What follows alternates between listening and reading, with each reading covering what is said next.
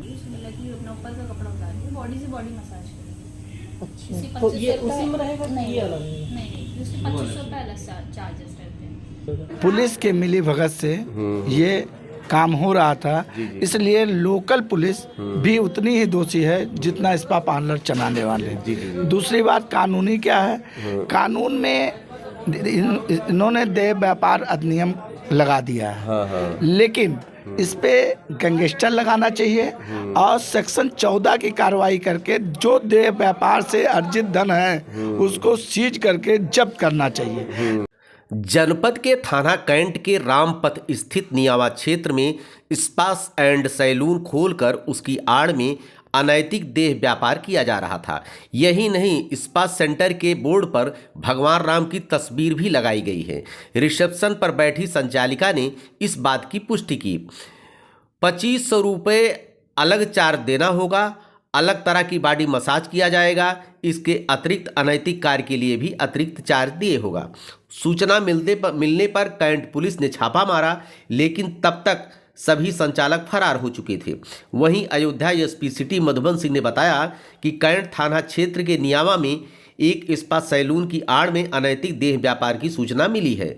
इसकी पुष्टि भी हुई, जिसके आधार पर मुकदमा दर्ज कर जांच शुरू कर दी गई है। अब प्रश्न यह उठता है कि धार्मिक और आध्यात्मिक नगरी की छवि को धूमिल करने वालों के खिलाफ कार्रवाई क्या हो सकती है या होनी चाहिए। इसके लिए अयोध्या दर्पण 24 ने फौजदारी के वरिष्ठ अधिवक्ता नवीन कुमार मिश्रा से बात की। धर्मनगरी अयोध्या में इस समय स्पा सेंटर की आड़ में कल सिविल लाइन क्षेत्र में रेड डाल करके पुलिस ने सील किया है। यहाँ पर स्पा सेंटर चल रहा था। अयोध्या को एक बदनाम करने की एक कोशिश की गई और उनके खिलाफ कार्रवाई तो पुलिस ने किया है, सीज किया है उसको सेंटर को, लेकिन क्या कार्रवाई बनती है कानूनी पहलू पर विचार करने के लिए इस समय अयोध्या कचहरी में हूँ। हमारे साथ वरिष्ठ अधिवक्ता फौजदारी के नवीन कुमार मिश्रा जी हैं। सर, ये इस तरह की जो घटनाएं होती हैं उसके लिए आपका कानून में क्या सज़ा का प्रावधान है? देखिए, ये सबसे बड़ी बात है कि ये एक मीडिया के पत्रकार ने इस बात को खोला। जी जी। अन्यथा पुलिस के मिली भगत से ये काम हो रहा था, इसलिए लोकल पुलिस भी उतनी ही दोषी है जितना स्पा पार्लर चलाने वाले। दूसरी बात कानूनी क्या है, कानून में इन्होंने देह व्यापार अधिनियम लगा दिया है, लेकिन इस पे गैंगस्टर लगाना चाहिए और सेक्शन 14 की कार्रवाई करके जो देह व्यापार से अर्जित धन है उसको सीज करके जब्त करना चाहिए। तभी ये जो समाज में विवृत्तियाँ फैली हुई हैं, सामाजिक भेदभाव है और ये गंदगी जो समाज में कर रहे हैं उस पे रोक लगेगी।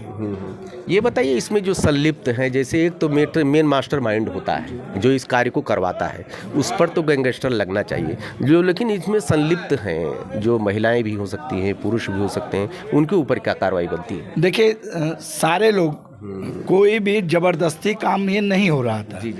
क्योंकि खुलेआम देह व्यापार हो रहा था और ये सालों से हम लोगों के नॉलेज में है कि ये व्यापार हो रहा था, इसलिए सबके ऊपर गैंगस्टर लगाना चाहिए और सबके ऊपर सेक्शन 14 की कार्रवाई करना चाहिए और इन महिलाओं को, जो महिलाएं संलिप्त नहीं है, उनको सुधार गृह में भेजा जाना चाहिए और उनको रोजगार देना चाहिए। ये रोजगार की कमियों के वजह से ये काम होते हैं और जो देह व्यापार करने वाले लोग हैं वो इन लड़कियों का ये फ़ायदा उठा के इस तरह का काम करते हैं।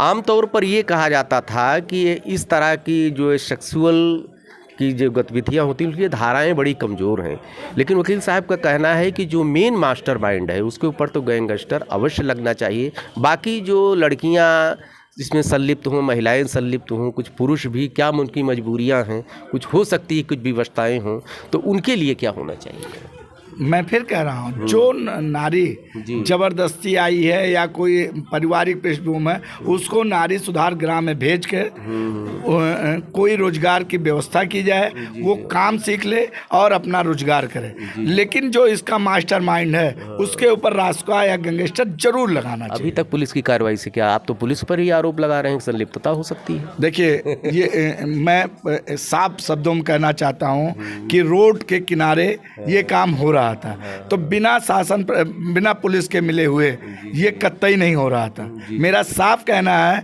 कि लोकल पुलिस इसमें इन्वॉल्व थी, इसकी उच्च स्तरीय जांच करानी चाहिए, जिसलिए ऐसे भ्रष्ट पुलिस अधिकारी को तुरंत सस्पेंड करना चाहिए, उनके खिलाफ कार्रवाई करना चाहिए। उसके बाद इन पे गैंगस्टर की कार्रवाई करना चाहिए, सेक्शन 14 की कार्रवाई करके इनकी संपत्ति, जो देह व्यापार से अर्जित संपत्ति है, उसको सरकार को अधिग्रहित कर लेना चाहिए। जी ठीक, धन्यवाद।